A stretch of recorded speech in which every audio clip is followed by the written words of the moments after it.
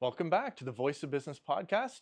We're here at Bennett's Furniture and Mattresses. A big thanks to them for sponsoring this podcast and hosting us, and to Phil Jolliker, the marketing guy, Be Your Brand, for shooting and producing this podcast. So my guest today, we've got Peter Paz. Thanks so much for joining us. Well, thanks for having me. You're the Director of Local Government and Community Partnerships with ALTO. ALTO is a bit of an unfamiliar name, I think, for a lot of us. So maybe we can talk a little bit about what ALTO is and the story of the last few years of the company. Yeah, it's been quite a journey. ALTO is the new high-speed rail project, as well as the name of our new Crown Corporation under the Ministry of Transportation. Yeah. On February 19th, the Prime Minister, Minister of Transportation, and our CEO, Martin Bleu, announced the co-development phase for delivering Canada's high-speed rail connecting Toronto to Quebec City, which will completely change the way people move in our country and within those two provinces. Yeah. Yeah. So, I mean, this project itself, we started with VIA, the larger Crown Corporation, then we had VIA HFR, and now we've got ALTO, which is essentially still a Crown Corporation under the continuing the same mandate, right? That's right, and I think when we started via HFR, the concept was high frequency rail. Yeah. And when we reviewed the procurement of the different consortiums that bid for the project, we realized that the benefits of high speed rail were incredible, and we had to proceed with the concept of high speed rail. Can you imagine getting from Peterborough to Toronto or Toronto to Peterborough in 40 minutes? It's incredible. I take it wasn't a 40-minute drive this morning. It was not a 40-minute drive this morning. It was 2 hours, and when you're on the 401, Yeah. and you are on a 16-lane highway filled with cars, and you think about the congestion, the greenhouse gas emissions, and you think about the lost productivity that people are experiencing in their vehicle, high-speed rail, when it's fully built, will eliminate 100,000 cars a year off the 401. So not only will we get people to Peterborough faster, but we're also going to reduce the capacity constraints on our major highway. Yeah. Well, and I know for us, one of the things that's requiring a big rethink is just what are our close by markets, because we've spent the better part of our history looking at the GTA as that's our big market that we're next to, right? They're not that far away. 2-hour drive, even a 40-minute train ride. But there's so much more to this project than that. We're looking at, with high speed, fairly quick access to Ottawa, Montreal, even Quebec City. It comes within a business meeting commuting distance away, right? Which is kind of mind blowing. And I think it's going to really change a lot of how we're looking at business moving forward, right? Well, I think you framed the question really well. One of the reasons that I wanted to join ALTO was because of the nation building aspects of this project and how it's going to completely transform the way we move between Ontario and Quebec. It is such an exciting opportunity for us that come once in a generation. Yeah. We are the only G7 nation that does not have high-speed rail. And to me, that's mind-boggling. Yeah. So the fact that we're starting it now is great. And when you think about the benefits of the project, right, once it's fully built, we're talking about an increase in our GDP by 1.1% every year. Yeah. That's an economic uplift of $36 billion. Yeah. Right? And then when you think about how high-speed rail will transform the city of Peterborough in terms of having a station in the area, it's going to be dramatic and it's going to be incredible. And it's going to give not only Peterborough residents open markets and places to travel from a tourism perspective, but if you want to work downtown in Toronto, that's like a subway ride in many respects. But then you think about all the things that Peterborough has to offer, right? The Canoe Museum, which not only is incredible and iconic, but they make fantastic coffee. They do. And then the Music Fest, which is going to be an incredible opportunity for people to actually experience Peterborough. So there are two-way benefits that the train brings to many communities. Yeah, well, and as a chamber, we're often looking at the direct business relationships, right, between different cities, but there's a whole tourism element to it too. And you've got people coming from other countries where access to public transit is a big part of how they get around. And this is going to open some doors. Being one of 7 dots on the map for this is a very exciting opportunity for us. Absolutely. Now, one of the things about this project, it's often been touted as one of the largest infrastructure projects in Canadian history, at least since the 1950s. And what does it take to get something like this underway? Wow. It is an incredible feat of engineering, coordination, project management, community engagement, stakeholder management. From Quebec City to Toronto, that's 1,000-kilometer distance. Yeah. But 1,000 kilometers doesn't do it justice, right? It's 2,000 kilometers of wood. It's 2,000 kilometers of concrete. Like it's think of it as double, sometimes 2.5 times more. And think about the different geographies that we have to go through, right? Whether it's wetlands, whether it's Canadian Shield, whether it's communities, the landscape between Toronto and Quebec City is so diverse and so beautiful that the technological feat of doing this right is going to be an incredible challenge, but one that we're really excited about because not only did we bring in a consortium that has international experience in delivering high-speed rail, but we have an incredibly talented group of internal engineers, designers, planners that are so passionate about this work. Yeah. And I know your team has spent the last while working on partnerships, and I think that that's something that I'm sure you'll be working on for many years to come. And I'm just curious about what that role is, because like you say, 1,000 kilometers, and you've got these dots on the map that are the cities, but you've got all these other communities in between, different municipalities, First Nations communities.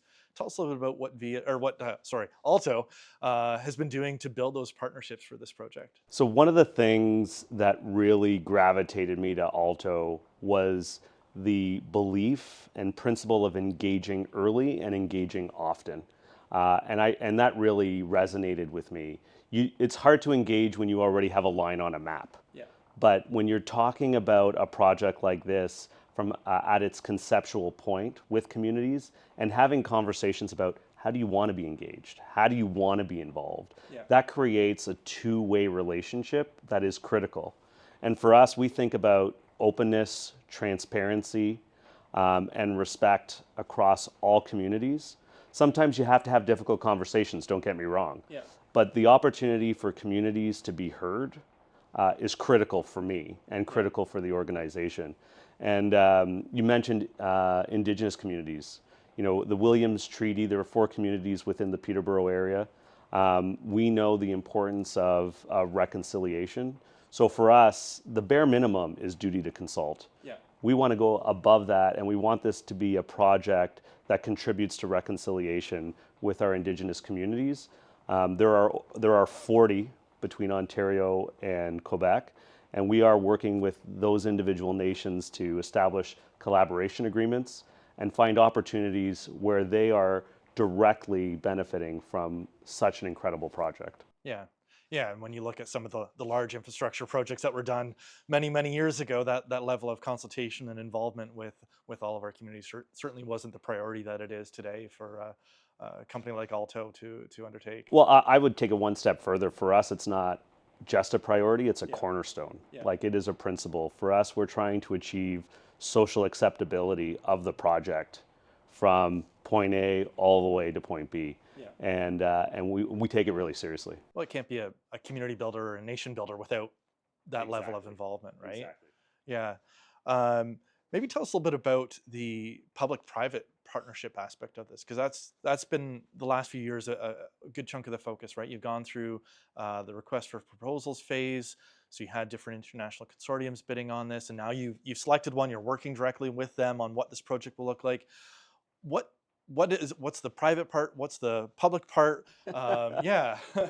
Again, another great question. I think when you're thinking of a project of this magnitude, you can't do it in-house, and you need expertise of companies from around the world to deliver this right, to be conscious of the taxpayer dollar. So when we determined that a P3 model for delivering this project, well, for designing, delivering, operating, and maintaining this project, it made sense. And we call it a partnership because we're not just wiping our hands and saying, okay, consortium, go do the project. Yeah. We're an integrated team. There are shared governances, but on key elements like governance, like project management, and for me, community engagement, we hold the lead, Yeah. which is critically important. So we started the P3 process back in 2023 when we did a request for qualifications. Right. And you know it's a good project when you have 3 different international consortiums putting themselves together and putting together the work required to qualify for the RFP or request for proposals. Yeah. So we had 3 qualified consortiums that put themselves into the competition or into the mix, and they had to give us 2 proposals, one for regular speed train and one for high speed. Yeah. And it was through that process where we determined the benefits for high speed rail outweighed everything. Like it made sense. Yeah. And so the successful consortium was Cadence, Yeah. which is international with French and Canadian companies as part of that consortium. And they bring engineering experience, they bring operations experience, direct experience in delivering high-speed rail. Yeah. And so that partnership is going to be really critical. We're in the co-development phase right now, which is really about designing the right project, making sure we pick the right alignment, doing the right engagement, not only with elected officials, but with communities, with First Nations, and getting all the required environmental approvals through this process so that when we put our first shovel on the ground, we're ready to go. Yeah. So then the big question is, when's the first shovel going in the ground?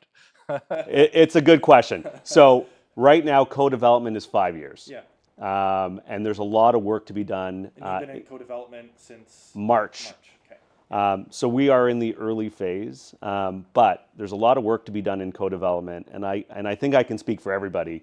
5 years is the longest we'd want to do it. We're trying to cut that down as quickly as possible, but we also don't want to cut any corners. Yeah. Engagement is critical. Getting the right approvals is critical. The federal government has the impact assessment process, which is Ontario's version of environmental assessments. Yep. So it's really important that we do it right, but do it as quickly as we can. Yeah.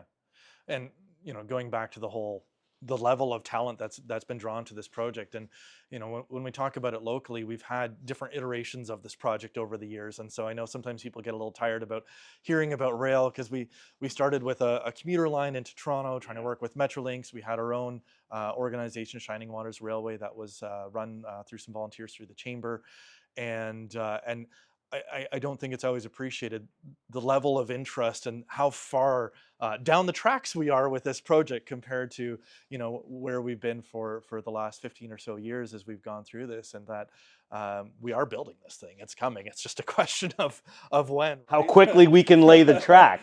No, you're absolutely right. And I think what I try to convey to folks Yeah. is that we've never made it this far. Yeah. Right? It's always been an idea. It's always been a study, Yeah. right? But on February 19th, when the Prime Minister approved the project to move into co-development and gave us the budget to do it, like, this is real. It's happening. Yeah. And there's nothing more motivating and nothing more exciting than working on a project that's not only going to change our lives, our children's lives, but our grandchildren's lives. Yeah. And so it's real. Yeah. And it's super exciting, and no false starts anymore. Like, it's happening. Yeah. And I'm curious as we go through it too, will there be opportunities for more local businesses to be involved in various parts of the construction and operation of different parts of it? Because, right now we've got these large international companies leading the way through that consortium. And I'm just curious where that local end fits in. Well, I was really hoping you were going to ask that question, Okay. partly because one of the files that I am responsible for and working to set up right now is our community benefits program. Okay. And what that entails is, how do we ensure communities along the corridor are directly benefiting Yeah. from our project? And that's benefiting from hiring local, Yeah. That's benefiting from ensuring that equity deserving groups are getting an opportunity to get skilled, unskilled, administrative, professional jobs, working with the consortium, working with ALTO. Yeah. It's talking about social procurement. Yep. So making sure that we hire local, we hire from socially diverse companies locally, and then being a good neighbor. And how do we make sure that we leave communities better than they were before we got there? And that's through neighborhood improvements. So community benefits is going to be a critical and really important program to ensure that communities like Peterborough and small businesses, local businesses, directly benefit from the project and the investment in Canada. Yeah. And speaking of long-term benefits, part of this, one of the goals of this project is to hopefully make our carbon footprint a little smaller. We're talking about electrified trains for this route. What kind of impact are you expecting as far as being more climate friendly in our approach to getting around? Well, I think first off, electrification is a huge element, right? So you're going to have 1,000 kilometers of electrified track, which means no diesel, right? No gas. But I want to go back to a point I made earlier. We will remove 100,000 cars a year off our highways along the corridor. And the carbon footprint or the carbon impact that vehicles, that transportation directly contributes to climate change is significant. So that year over year, 100,000 car removal is quite significant. So from an environmental perspective, there are going to be some incredibly direct benefits that the project will contribute to. Nice. And as we sort of close things off, I'm wondering, what should people be expecting over the next few years out of ALTO? Well, first and foremost, they should be expecting to see us a lot. We are eager to get on the ground and do direct public engagement with communities like Peterborough. So our objective is over the fall to start having meaningful stakeholder consultations across the corridor, and then in the winter begin what we call our first wave of public consultations in communities across the entire corridor. And we want to do that often, right? And we want to be open, we want to be transparent, we want to make sure that the input people give us, they know where it went, how it was treated, and how it impacted the decisions that we make as an organization. We want to be involved in community events. We want people to be like, hey, I saw you last week. You're everywhere. So it's important to us to have a presence and to be really close with the communities that we're going to be spending a lot of time in. Yeah.